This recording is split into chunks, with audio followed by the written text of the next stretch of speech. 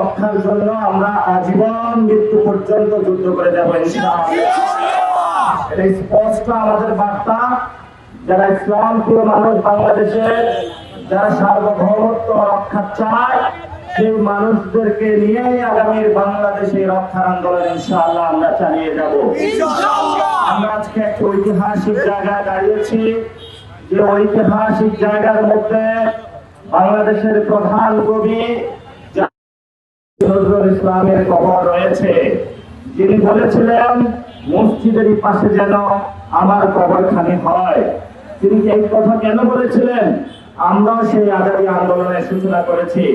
আমরা এক এক শুক্রবার এক এক মসজিদে যাচ্ছি, যে বার্তাটা দিয়ে যাচ্ছি বাংলাদেশের মসজিদ ভিত্তিক স্বাস্থ্য ব্যবস্থা চালু করার জন্য, বাংলাদেশের মসজিদ ভিত্তিক এডুকেশন শিক্ষা ব্যবস্থা চালু করার জন্য। আমরা যে নামাজটা পড়ি, এই নামাজে কিন্তু আমাদের অনেক সূরা কেরাত পড়তে হয়। আমাদের যে বর্তমান শিক্ষা ব্যবস্থা, সেখানে বাংলাদেশের ইসলাম মুসলমানদের যে শিক্ষা ব্যবস্থা, সেটাকে খারিজ করা হয়েছে।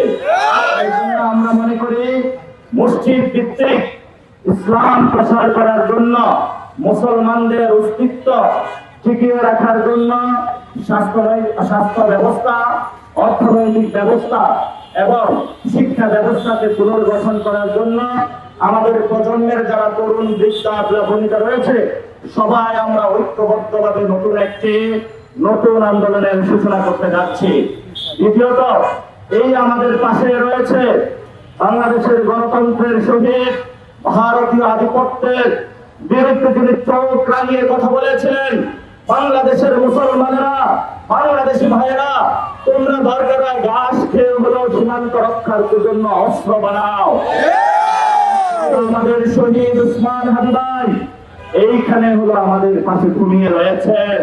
উনি আমাদের দেখছেন, উনি আমাদেরকে বলে গিয়েছিলেন, ইনসাফের ডাক দিয়েছিলেন, বাংলাদেশের পক্ষে আজাদীর আন্দোলনের ডাক দিয়েছিলেন। যারা আমরা উসমান হাদি ভাইকে ভালোবাসি, যারা বাংলাদেশকে ভালোবাসি, যারা কবি নজরুলের মন্ত্রে দীক্ষিত আছে, আমাদের সামনে একটি নতুন যুদ্ধ অবতীর্ণ হয়েছে।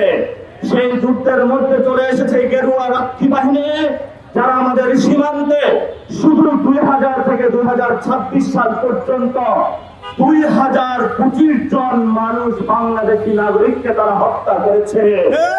প্রত্যেকবার যখন বাংলাদেশ নাগরিকদের তারা হত্যা করেছে, তারা বাংলাদেশে 2025 বার বাংলাদেশের সীমান্ত এবং বাংলাদেশের মানচিত্রের উপরে হলো যুদ্ধ ঘোষণা করেছে। আমাদের যিনি বর্তমান সরকার, ওনারা বলেছিল সবার আগে বাংলাদেশ, সবার আগে বাংলাদেশ আপনি মুখে বলেন, আর সীমান্তে যখন মানুষ মরে তখন আপনার বক্তব্য এবং কাজ হলো সাংঘর্ষিক।